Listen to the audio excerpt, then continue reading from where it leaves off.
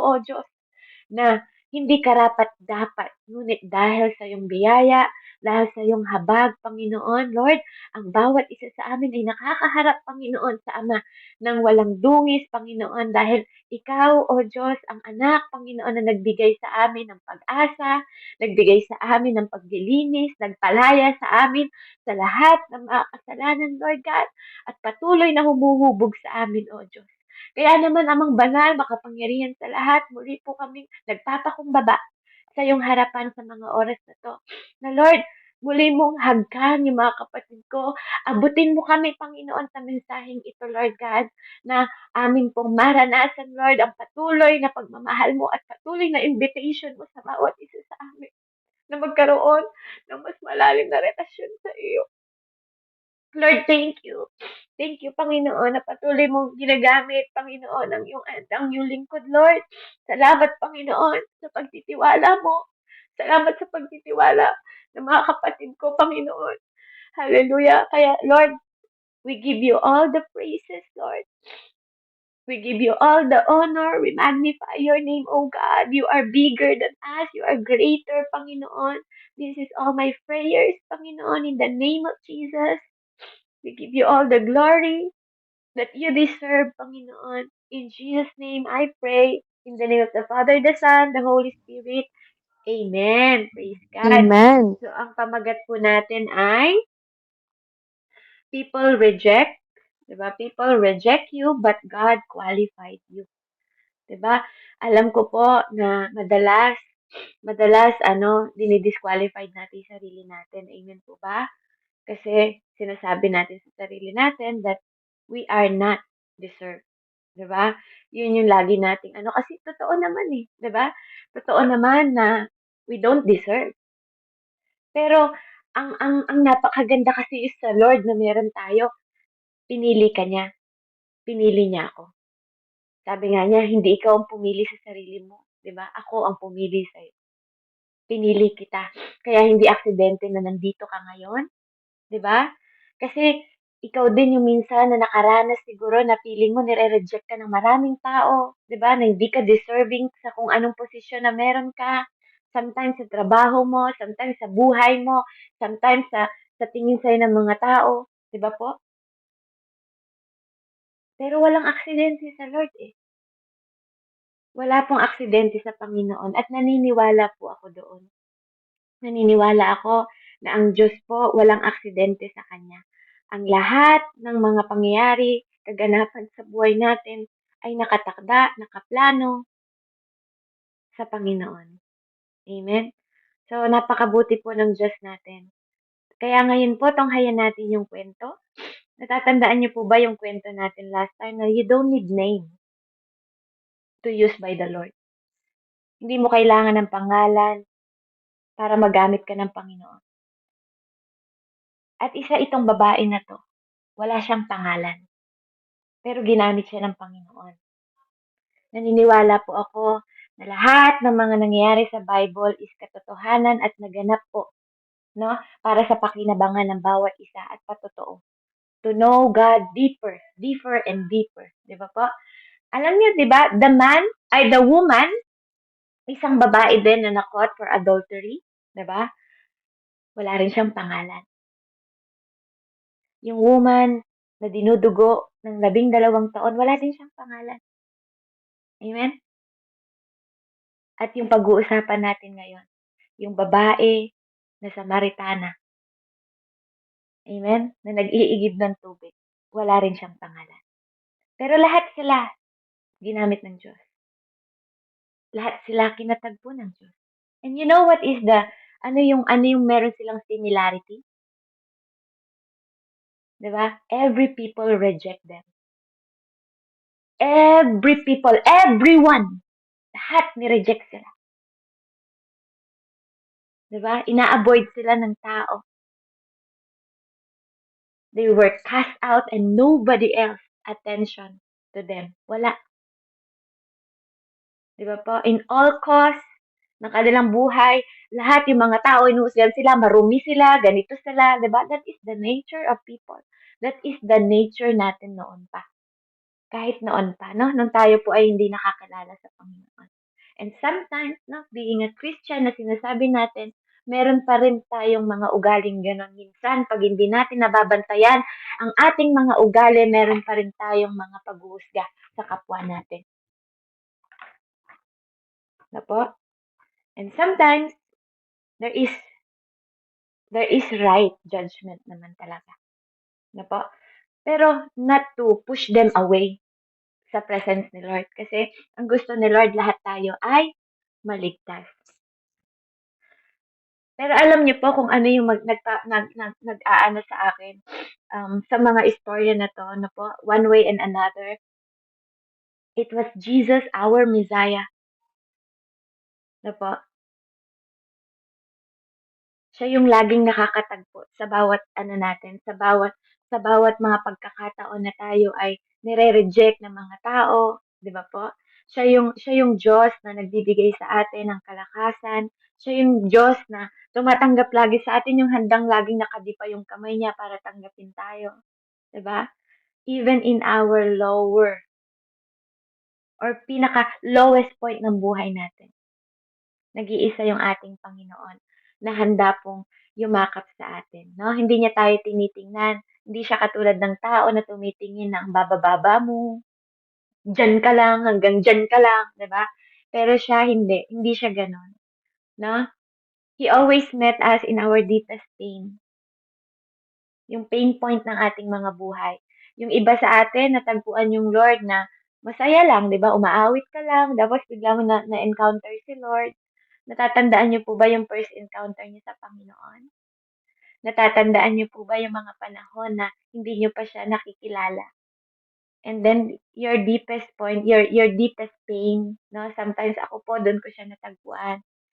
Yung pain ko, doon ko siya natagpuan. Yung iba naman sa yung sa pagsama-sama lang sa kanilang mga nanay, 'di ba na-encounter nila si Lord sa mga kaibigan na nag-aya, sa Bible study, sa pag-awit, 'di ba? Doon yung iba-iba tayo ng encounter kay Lord. Pero I believe that there's a time in our lowest point, in our deepest pain, 'di ba? Si Lord pa rin yung kumakatagpo sa lahat ng pangangailangan natin. Amen po ba? So, tunghayan natin ang kwento. Alam ko po madalas yun ang naririnig itong babae, yung Samaritan sa well. No? I think everyone want to experience Jesus an intimate level, no? Intimate level, no? Katulad na yung talagang deepest talaga, yung we all want to know Jesus, yung kung sino ba talaga siya, ano ba yung katangian niya, 'di ba?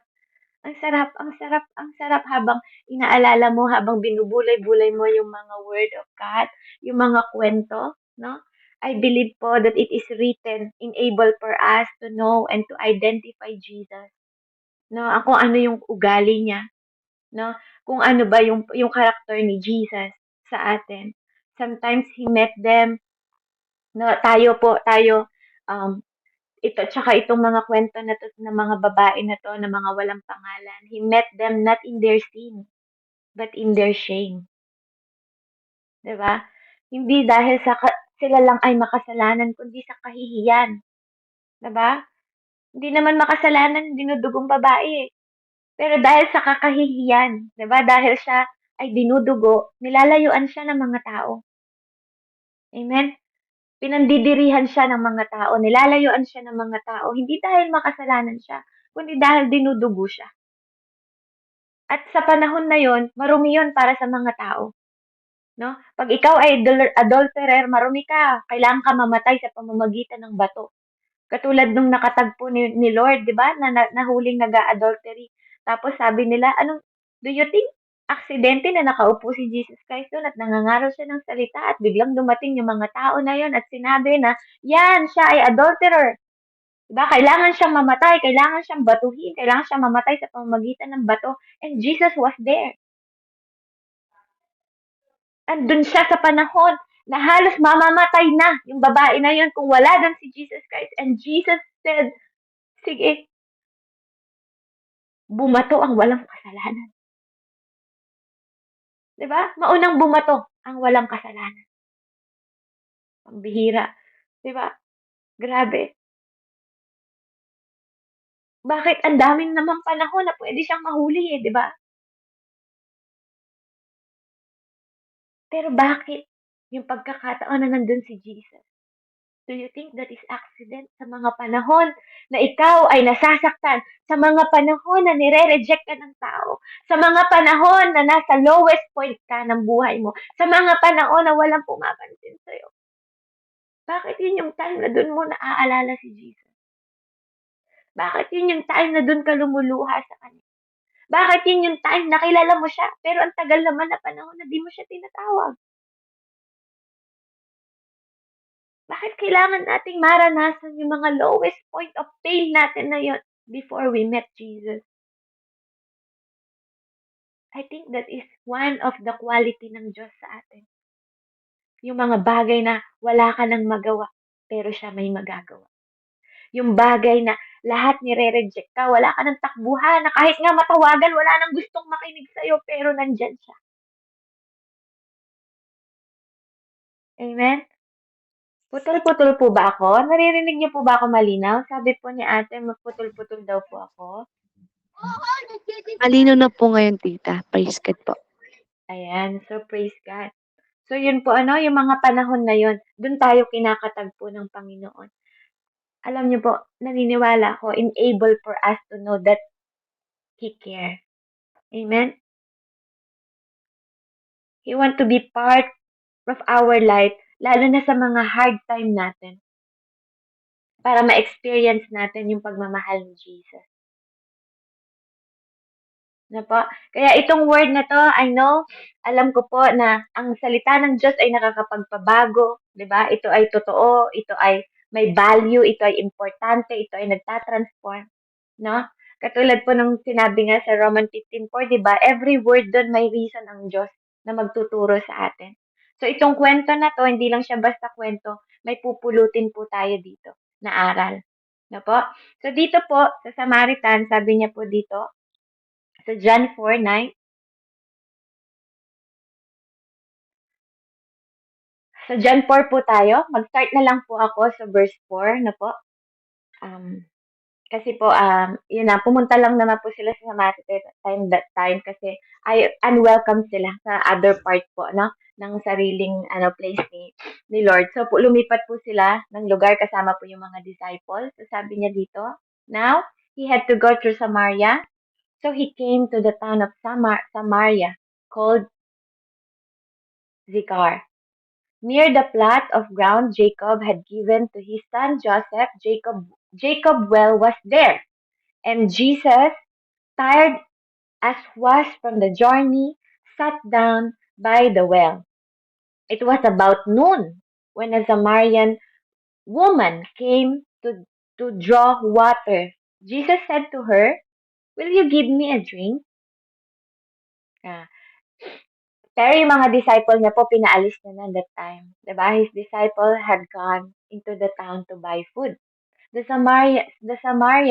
Samaritan woman said to him, "You are Jews, and I am Samaritan woman. How can you ask me for a drink?" Diba? Kasi po that time, the Jews do not associate to the Samaritan. Kaya po ganun yung pagkakasabi po ng babae, no? Diyos ka? Sabi niya gano'n. Samaritano ko. Minsan alam mo niyo po yung pagbabasa ng Bible, para pong i-ano mo, ilagay mo yung sarili mo, doon yung tone niya, kung paano siya nagsasalita, yung kwento po, ano. So, doon po, alam niyo po ang mga ugali talaga ng Samaritano sa totoo lang. They are hospitable. No po? They are welcoming people. Nagwe-welcome talaga sila ng people. No po? At maano sila, tumatanggap sila talaga ng mga ng mga bisita, ng mga ano. Ganun po ang kanilang ugali. Pero bakit hindi ba kayo nagtataka? Ng mga panahon na to, alam niyo tuwing umaga nag-iigib yung mga babae. Pero itong Samaritan na to, pag wala ng tao, tsaka siya nag-iigib. And do you think aksidente na inutusan ni Lord? Sinabi niya doon sa mga ano niya, sa mga disciple niya na bumili kayo ng pagkain, tapos siya naupo doon mag-isa. Don't you know bago pa mangyari sa'yo yung mga deepest point mo, alam na ng Lord. Inaantay ka na niya na manalangin sa Kanya. Inaantay ka na niya na kausapin ka niya. No? Nag-aantay si Lord. Di ba po? Inaantay ka niya na maalala mo siya. Mas nauuna pa pala siya. Kasi sa well na yon nauna siya eh. Di ba? Bago pa mag-igib yung babae, nandun na siya, nakaupo na siya, tanghalik tapat. Di ba po? Tanghaling tapat doon, ang init-init. Di ba? Kaya nang dumating sila doon, dahil sa pagod, di ba? Dahil napagod si Jesus, do you think napagod lang siya? Kaya ba lang siya umupo doon? Hindi. Alam niya na darating yung babae na yun. At do you think hindi alam ni Lord na sometimes darating ka sa point, 'di ba, na ikaw ay may masakit na mararamdaman, na i-reject ka ng mga tao, no? Tapos nag-aantay si Lord, nakaupo siya sa kanang trono ng Papa niya, ng Diyos Ama, tapos inaantay niya yung panalangin mo. Inaantay niya na kausapin mo siya, 'di ba? 'Di ba po? That is Jesus Christ. 'Di ba? Yun yung Jesus na meron tayo. That He care, 'di ba? He is God. God who is with us, God who care about us, God who love us, that He is available to everyone. No? He doesn't play favorites. Hindi siya nagpe-play favorites kasi itong babae na to, mga kapatid, no? She is unwelcome. No? Punong-puno siya ng kahihiyan, punong-puno siya, ayaw siya lapitan ng mga tao. Kaya nga po napag-isa siya eh. Nag-iisa siyang nag-iigib, mag-isa lang siya nag-iigib. Wala siyang kasama. Mas minamabuti niyang mag-isa kasi nahiya po siya eh. Kasi kinakahiya siya ng mga tao. Ano po? Kaya dito sinabi niya, bakit ka iinom? 'Di ba? Kasi ano sila, pakiramdam nila unclean ang mga ano, no? Unclean po ang mga Jews, kaya hindi sila pwedeng uminom in the same cup. Wala kang ang pangsalok, 'di ba? Sabi niya, wala kang pansalok. Sabi niya pa sa susunod na verse, sabi niya po sa susunod na verse, Jesus answered her, if the if you knew the gift of God and who is, sabi niya, who is it that asked you for a drink? You would have asked him and he would have given you a living water. Sabi niya sa 10, kung alam mo lamang ang kaloob ng Diyos at kung sino itong humihingi sa iyo ng inumin, ikaw ang hihingi sa kanya at bibigyan kaniya ng tubig na nagbibigay ng buhay. Nagsalita yung babae. Sabi ng woman, you have nothing to draw with the well is deep. Where can you get this living water? Sabi niya, wala kang ang pansalok eh. Diba, saan ka kukuha ng ano? Saan ka kukuha ng tubig na nagbibigay buhay? Diba, wala kang ang dalang pangsalok, sabi niya. Diba po, minsan kasi ang Lord, pag nagsasalita siya ng mga matalinghaga, diba po, na salita, minsan hindi natin, sabi niya, are you greater than the father Jacob, who gave us the well and drank from it himself, as he also, his son and his livestock? Diba, sabi na, malalim tong balon na to, sabi niya. Wala ka namang pansalok. Saan ka kukuha ng tubig na nagbibigay buhay? Ang balong ito ay pamana pa namin sa aming ninunong Jacob. Dito siya uminom. Gayon din ang kanyang mga anak at hayop. Higit ka pa ba sa kanya? Ang sumagot po si Jesus Christ, sabi niya, everyone who drinks this water will thirsty again. But whoever drinks the water I give them will never thirst indeed. The water I give them will become in them a spring of water welling up to eternal. Sabi niya, ang bawat umiinom ng tubig na ito'y muling mauuhaw. Ngunit ang sino mang umiinom ng tubig na ibinigay ko sa kanya, hindi muling mauuhaw kailanman. Ang tubig na ibinibigay ko ay magiging bati sa loob niya at patuloy na bubukal at magbibigay sa kanya ng buhay na walang hanggan. Sabi po ng babae, Sir, give me this water so I don't want to get thirsty. And he had to keep coming here to the draw water. Diba po? So sinabi niya doon na bigyan mo ako, sabi niya. Diba? Sabi niya po dito, bigyan niyo po ako, gusto ko po niyan. Diba? Ginoo, bigyan niyo po ako. Sabi niya, tubig na iyan. Yung hindi na ako mauuhaw. ni Pumarito pa mang sumalok muli. 'Di ba kasi ang layo po ng well na yon, ang layo nun. So, kahit hindi niya naiintindihan yung sinasabi ni Jesus kaya sabi niya, bigyan mo ako ng nagbibigay ng buhay na yan, yung kahit kailan di na ako mauuhaw. Kasi alam mo kung bakit? For the first time in her life, may isang tao na nandun, di ba? Na parang stranger people, naranasan mo na ba yung biglang may stranger people na lumapit sa'yo, nakilala ka, tapos yun yung ginamit ng Lord, di ba? Para lalo ka pang mas lumalim, para lalo mo mas makilala si Lord, no? Minsan nga yung mga tao na yun, di ba? Hindi mo inaasahan pero dumating sila sa buhay mo nang hindi mo inaasahan. Bakit nung panahon na laging pag-down ka? Bakit merong tao na lagi mo namang kasama pag masaya ka, pero nung panahon na down ka na iba yung nakakasama mo. Iba yung kumakatagpo sa'yo. Mga tao sometimes na hindi mo naman kilala. Di ba? Hindi mo naman ka-close. Hindi mo naman na-openan. Di ba? Biglang suddenly sila yung nakakatagpo mo. Na po? They are gifts. Regalo sila ng Panginoon. Na po? Lalo na pag pinalapit ka sa Panginoon. They are para silang mga guardian angel na pinahatid po ng Panginoon. So sabi niya dito sa John 4:16 hanggang 18, sabi niya, He told her, Go, call your husband and come back. I have no husband, she replied.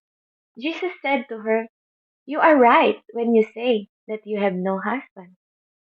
The fact is, you have you had 5 husbands, and the man you now have is not your husband. What you have not said quite true. Di ba? Sabi niya,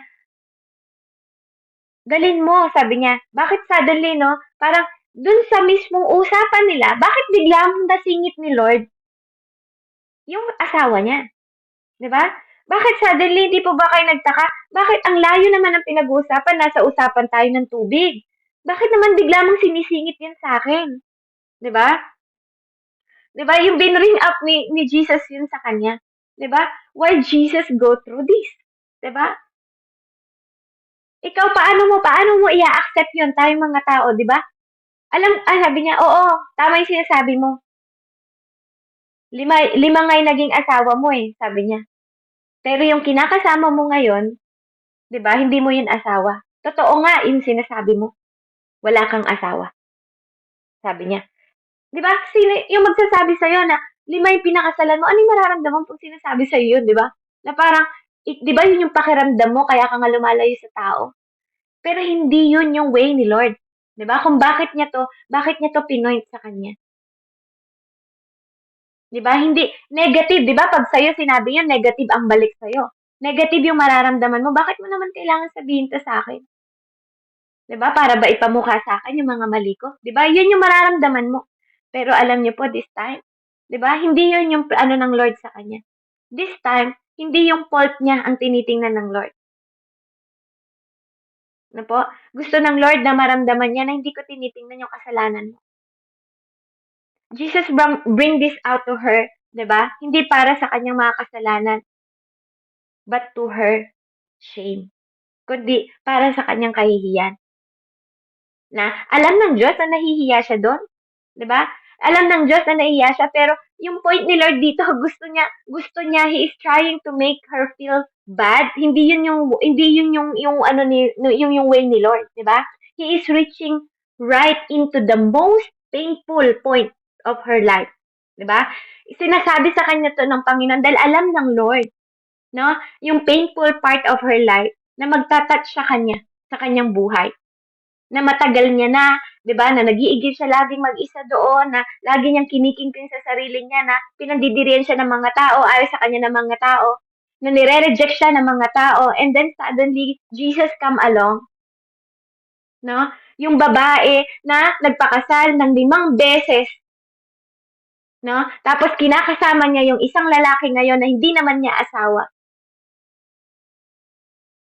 Pero may Jesus Christ na nag-show sa kanya ng lahat ng detalye ng kanyang buhay at sinasabi na, anak, na I care about your life.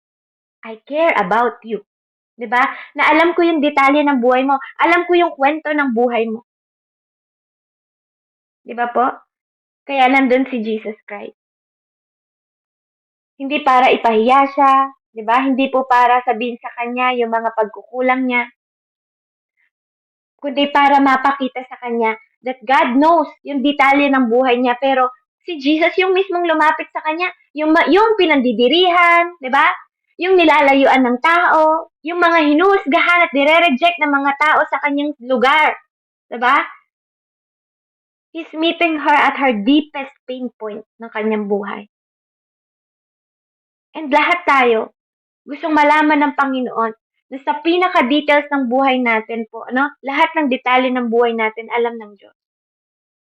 Isipin mo kapatid, ano yung pinaka-deepest pain mo sa buhay mo? Yung pinaka-pain point ng buhay mo ngayong oras na to, 'di ba? O sa mga nakaraan pa, yung mga nakipag-iwalay ba sa asawa, kamatayan ng asawa, kamatayan ng anak, kamatayan ng magulang, 'di ba? Unhealthy relationship, unhealthy issue, o mga unhealthy na katawan, 'di ba? Yung mga physical na pasakit, 'di ba? Yung mga pain point ng buhay mo na gustong-gusto mo nang sumuko, 'di ba po? Pero andun pala si Lord, inaantay ka niya, na gusto niya kausapin mo siya, 'di ba? Yung scripture na to, nire-reach tayo ng Panginoon. Yung buhay ng babae na to na nire-reject ng mga tao. Pero andun si Lord, siya mismo yung intentional na pumunta sa balon na yun para lang katagpuin yung pinakamababang klase ng babae na tinitingnan ng mga tao, pero yun yung nilapitan ni Lord. Yung kinokondem ng mga tao, pero yun yung kinatagpo ni Lord. Diba? Yun yung Jesus na meron ka at meron ako. Yun yung Diyos na meron tayo. Diba? He's naming all the details ng buhay niya. Hindi para i-condemn siya, but to reach her. Diba? Para sabihin sa kanya ng Panginoon that I am not condemning you, anak.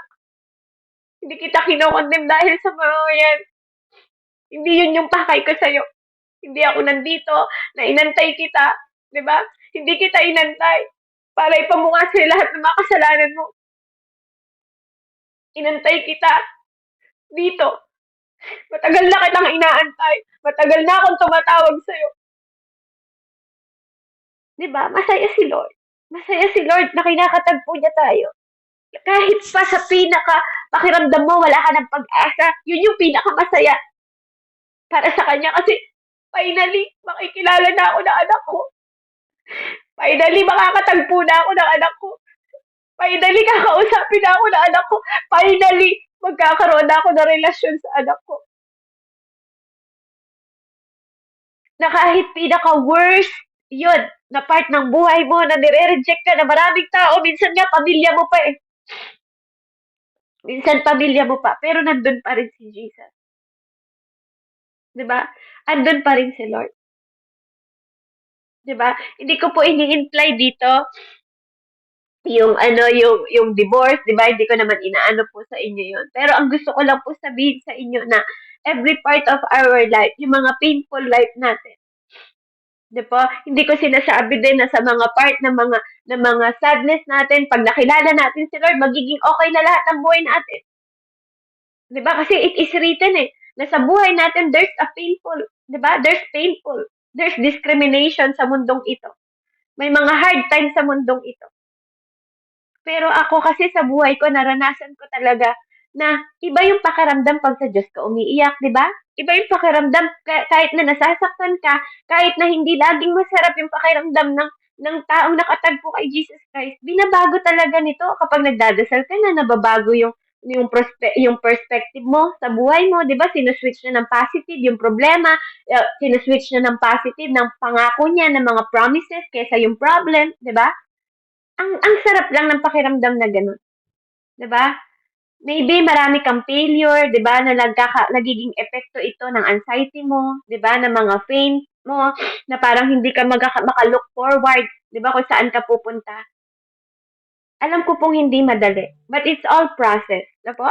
Ito ay lahat nakaproseso po at alam ng Diyos yung kahinaan mo, alam niya yon, and He offer relationship to us. Kaya niya nga po gusto na marinig ang ating mga panalangin. No po? Kaya dito po sa 19 and 20, sa Tagalog ko po sa babasahin, mas maganda pong pakinggan. Sabi niya, sinabi ng babae, Ginoo, palagay ko ay isa kang propeta. Dito sa bundok na ito, sumasamba sa Diyos ang aming mga ninuno. Ngunit sinabi ninyo na sa Hudyo ng Jerusalem lamang ang dapat sambahin ang Diyos.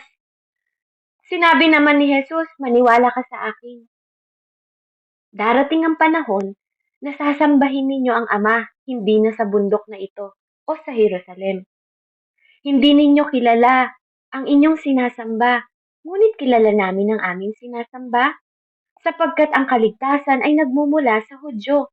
Subalit dumating ang panahon at ngayon na nga ang tunay na sumasamba sa Ama ay sasamba sa Kanya sa Espiritu at katotohanan, sapagkat ganyan ang uri ng pagsamba na ninanais ng Ama. Ang Diyos ay Espiritu at ang sumasamba sa Kanya ay dapat siyang sambahin sa Espiritu at katotohanan. Sabi po ng babae, nalalaman ko pong darating ang Mesaya, ang tinatawag na Kristo. Pagdating niya, siya ang magpapahayag sa amin ng lahat ng bagay. Sabi po niya, no, hanggang 25. No? Hindi niyo po nakita yung ugali ng Lord kahit na sinabi niya na wala akong asawa, isa mo yung asawa mo, 'di ba?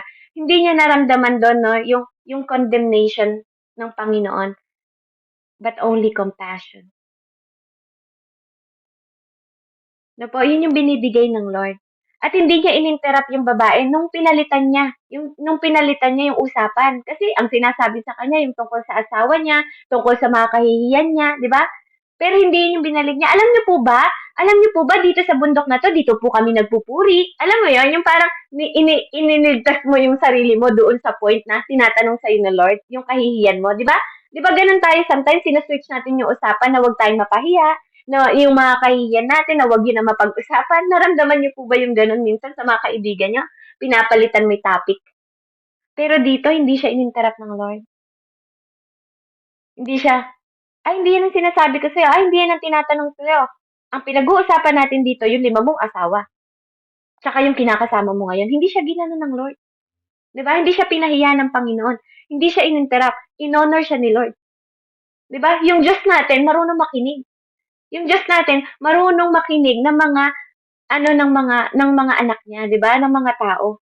Nakikinig siya. Rumerespeto siya, ginalang niya, 'di ba? Yung pag switch niya, yung pag-change topic, ginalang niya ng Diyos. Pinakinggan lang siya ng Panginoon. At iniba niya yung subject. 'Di ba? Kahit na iniba niya yung subject ng pinag-uusapan nila, Jesus know kung ano yung nalalaman niya, kung ano yung kaparaanan na ginawa niya. Na para maging okay yung Samaritan. Dito po kami nag-worship. Tapos pinaliwanag ni Lord na, 'di ba, pinaliwanag ni Lord na next time magpupuri kayo, 'di ba? Malalaman mo kasi nakikilala namin kung sino yung sinasamba namin. Kayo hindi niyo pa nakikilala, 'di ba? At ipapakilala siya sa inyo at kailangan niyo siya purihin sa espiritu at katotohanan. Nalalaman ko po 'yun, 'di ba? Sabi niya, "Tito, no, di mo alam, may alam siya." Nakaka-amaze lang na yung babae na yun, kilala niya si Messiah. Pero makasalanan tingin sa kanya ng tao, di ba? She is a simple woman. Pero minsan kasi yung tinitingnan natin ng mga makasalanan, minsan yung mga kinokondem na makasalanan, sila yung nakakatagpo, kinakatagpo talaga sila ng Panginoon. Sila yung eager na eager ang Panginoon na maligtas tayo yun. Di ba? Na halos, na halos gusto siguro magpakita sa atin ng Panginoon para ipakita lang na nandito ako, lagi kitang inaantay. Kahit na anong ginagawa mo, walang pakialam yung Lord. Wala siyang pakialam kung gaano ka karumi. Hindi kanya pinapalapit sa kanya para i-condemn ka. Kaya ang naramdaman ng babae, is it true? Parang gano'n, parang na-excited siya, di ba? Is it true? Na pupurihin na lang namin siya sa espiritu at katotohanan? Hindi niya ako i-condemn? Di ba? Yun ba yung Diyos na sinasabi mo? Basta lang i-open ko yung puso ko sa Kanya. Purihin ko siya sa espiritu at katotohanan. Hindi niya sasabihin sa akin lahat ng mga kasalanan ko katulad ng ginagawa ng mga tao na yon. Hindi niya ba sasabihin na marumi ako katulad ng sinasabi ng mga tao na yun? Hindi niya ba ako i-reject katulad ng mga ginagawa ng maraming tao na yun sa akin? Basta bubuksan ko lang yung puso ko, basta maiwo-worship ko lang siya in spirit and in truth, kahit nasaan ako. Di ba? Parang ganun yung hope na nag-ano sa kanya. Alam ko po, sabi niya, darating si Bisaya. Alam ko, di ba, alam ko, nalilinisin niya lahat ng mga kasalanan. Siya yung magsasabi ng mga katotohanan. Alam ko po, di ba, alam ko na darating siya. Alam niyo po ba yung point na yon? Yung hope ng babae na yon? Si Jesus, yung babaeng nire-reject ng lahat ng maraming tao. Yun yung pinili ng Diyos. Yung marumi, yung mababa ang tingin. Hindi siya pumunta sa mayaman na babae, pumunta siya doon sa babae na ang dumi-dumi ng tingin na tao, na kinukundem ng mga tao, at doon siya mismo nagpakilala. Alam niyo po, si Jesus Christ doon, kilala siya ng mga disciple niya, doon lang siya nagpapakilala, pero hindi publicly. Hindi publicly, pero ito yung unang-unang babae na walang pangalan na kinatagpo ni Jesus that time. I am He. Sabi niya, ako yung Bisaya. I am He. Ako yun. Diba? Ako yung inaantay mo. Diba? Bakit siya lumapit doon sa babae na yun? Kasi alam ng Diyos yung puso nun eh. Na nag-aantay siya sa Panginoon kahit na alam niya na nire-reject siya ng tao, ando pa rin yung hope niya. Alam ko po dadating yung Bisaya. Alam ko po siya po ang magsasabi ng totoo. Diba? Alam niya, meron sa puso niya na alam niya na tatanggapin siya ng Diyos. Kaya inantay siya ng Lord doon sa well na yun. Hindi yun aksidente na nagpaiwan si Lord. At sa mga sumunod po na verse na yun, dumating na yung mga disciple niya. At I believe yung babae na yun, tumakbo po siya doon sa kanilang lugar. Diba? Tumakbo siya at naging missionary siya. Diba? Pinamalita niya, siya yung unang-una sa Samaria na yon na nagpakilala sa kanya si Jesus Christ. Iniwan ng babae ang kanyang banga, bumalik sa kanyang bayan, di ba? Tumakbo siya doon. Halika kayo, tingnan ninyo. Oh, di ba? Pinatunayan niya doon, sinabi niya, siya na, kaya si Kristo, di ba? Nalalaman niya yung aking mga ginawa. Sinabi niya lahat sa akin. Di ba? Parang, bakit kailangan mo pang sabihin yan, di ba? Kasi alam niya na for the first time, merong kauna-unahang tumanggap sa kanya. At hindi siya ordinaryong tao. Siya si Kristo. Diba? And that time, hindi nila pinapaniwalaan ng babae. Diba? Kaya nga sinabi doon, alam mo, sabi niya naniwala sila na dumating yon. Pero sabi niya, hindi kami naniniwala siya, pero dahil nakita namin siya, kaya kami naniwala. Kaya nung nakatagpo din nila po ang Panginoon, ano po? Kaya purihin ang Panginoon, no?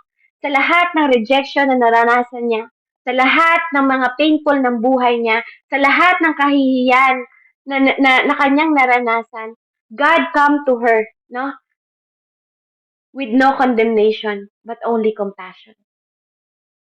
Kaya sana po, tayo din, no, bilang mga mananampalataya, yung mga kapatid natin na mga naliligaw, di ba? Huwag tayong masyadong point, huwag tayong masyadong ma-harsh po sa kanila kasi lahat tayo ay mahal ng Diyos at wala po siyang favorite sa atin. Sa kwento na to, hindi rin naman natin alam kung bakit nangyari yon, na bakit nagkaroon siya ng 5 asawa, di ba? Hindi natin alam kung anong experience niya sa kanyang buhay. Pero kahit na gano'n na nangyari sa kanya, never siyang nireject ng Diyos. Diba? Hindi po siya nireject ng Diyos. Minsan, no, hindi natin alam kung ano mga naranasan ng ibang tao, bakit sila naganap ng partner ulit, bakit sila nakipaghiwalay. Diba po? Yung ibang tao, hindi natin pwedeng yung annulment or yung divorce, ayaw tanggapin. Diba? Ayaw nilang tanggapin. Kasi, ang pakiramdam nila, meron daw verse na pag nakipaghiwalay, ang walang karapatan. Pero, this is story. No po, naniniwala ako sa story na to, hindi lang isang asawa, 5 asawa. Wala pong pakialam si Jesus. Ang alam niya lang, Mahal niya tayong lahat. Mahal niya tayong lahat. By the grace of the Lord, lahat tayo kayang iligtas ng Lord. Kaya kung kaya niya yung gawin sa babae na yon, lahat po tayo, ikaw at ako, kayang gawin din sa atin ng Diyos yun. Kahit na nire-reject ka na maraming tao, keep worshiping the Lord with truth and, di ba, with truth. Sabi niya, in spirit and in truth. Hindi sila ang nakatingin sa puso mo, ang Diyos ang tumitingin sa puso mo. At ang Diyos lang may kakayahang makatingin sa puso mo. Kaya ialay mo ng buong puso ng may katotohanan, ng may kabanalan, ng may kalinisan, ng may magandang motibo. Their opinion is not matter. Hindi matter ang opinion ng mga tao sa paligid mo. All is matter kung ano ang tingin sa'yo ng Diyos.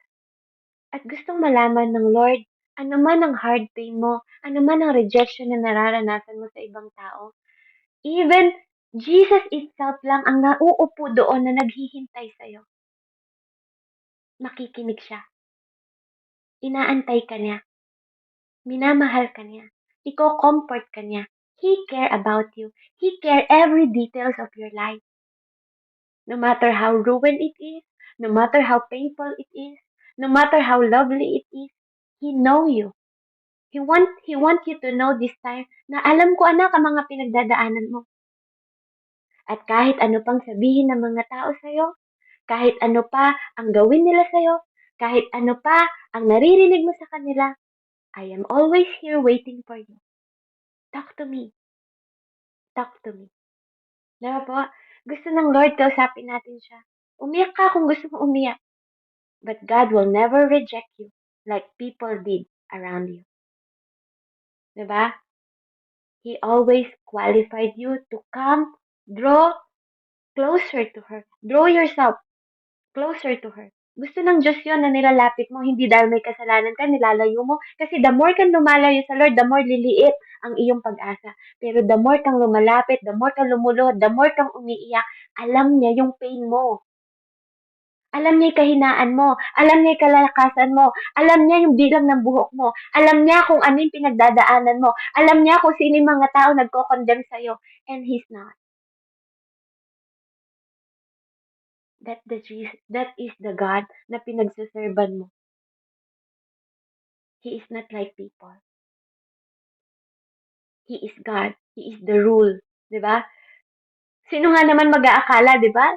Nakakatagpuin ng Lord yon.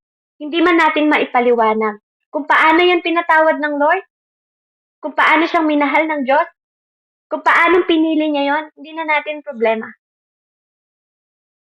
Isa lang ang alam ko. Ang Diyos ay mabuti, ang Diyos ay mapagmahal, ang Diyos ay punong-puno ng biyaya at habag at awa sa lahat ng tao na bukas at naghihintay at gustong lumapit sa presensya niya.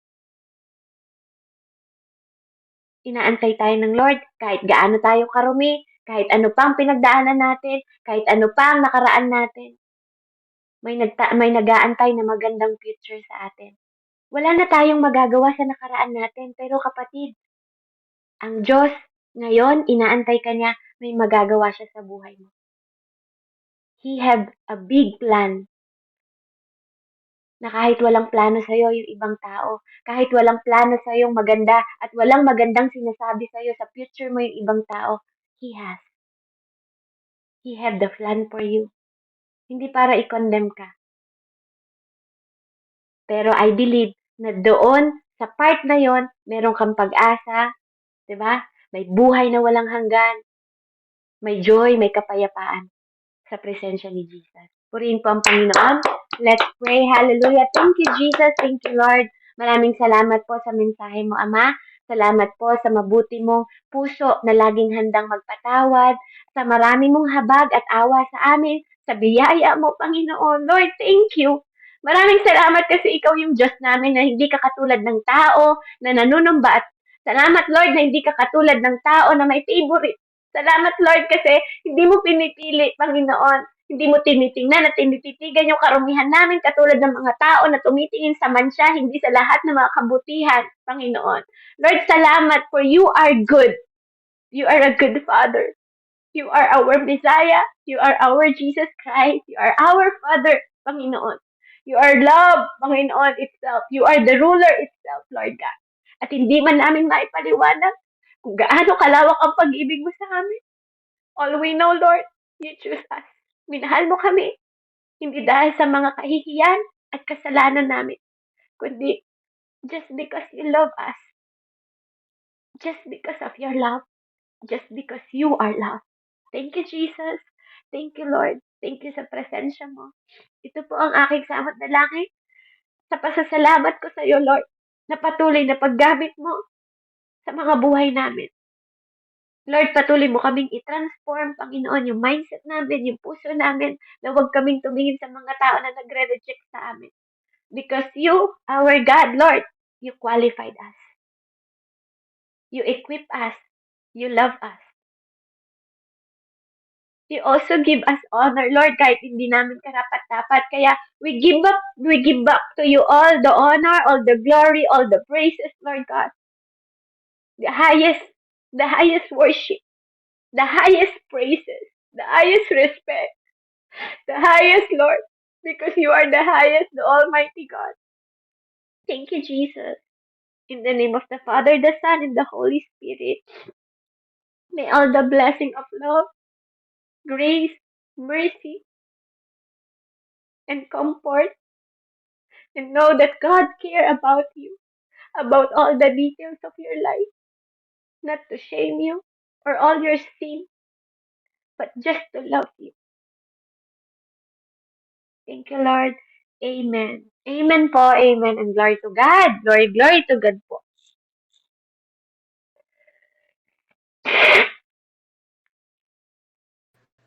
Amen.